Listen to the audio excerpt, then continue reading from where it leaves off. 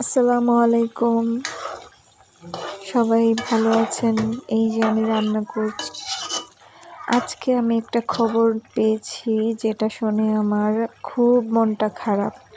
তো আপনাদের কাছে শেয়ার করতে চাই।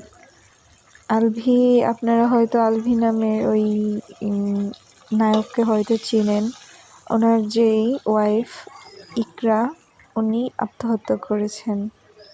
আচ্ছা, আত্মহত্যা মহাপাপ জেনেও মানুষ কেন আত্মহত্যা করে? দুনিয়া যদি ধ্বংস হয়ে যায়, কেন আমি আমার নিজের ক্ষতি করব? প্রয়োজনে ছেড়ে দিব, কেন আত্মহত্যা করব?